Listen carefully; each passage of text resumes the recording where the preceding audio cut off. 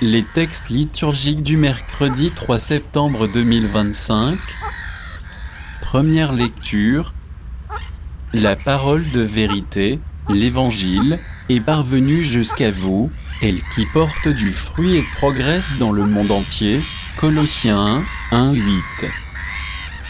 Lecture de la lettre de Saint Paul apôtre aux Colossiens. Paul, apôtre du Christ Jésus par la volonté de Dieu, et Timothée notre frère, aux frères sanctifiés par la foi dans le Christ qui habite Colosse. À vous, la grâce et la paix de la part de Dieu notre Père. Nous rendons grâce à Dieu, le Père de notre Seigneur Jésus-Christ, en priant pour vous à tout moment.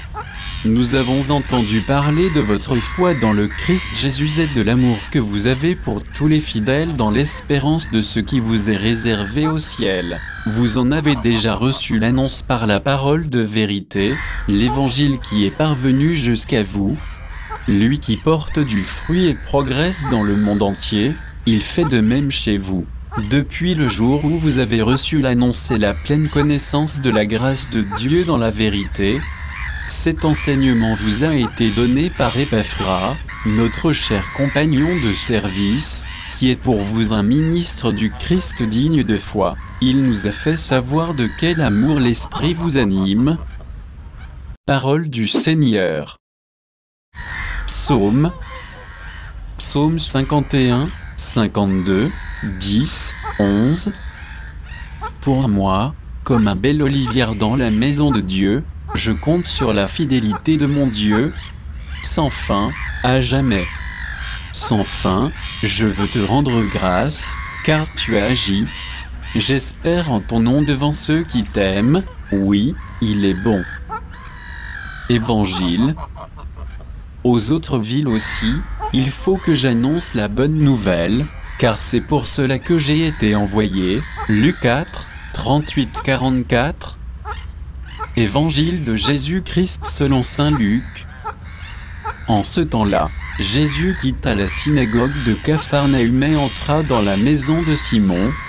Or, la belle-mère de Simon était oppressée par une forte fièvre, et on demanda à Jésus de faire quelque chose pour elle.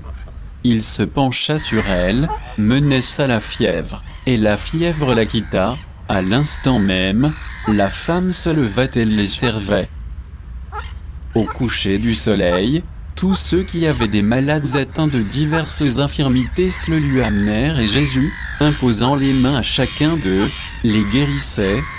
Et même des démons sortaient de beaucoup d'entre eux en criant « C'est toi le Fils de Dieu » mais Jésus les menaçait et leur interdisait de parler parce qu'ils savaient, eux, que le Christ, c'était lui.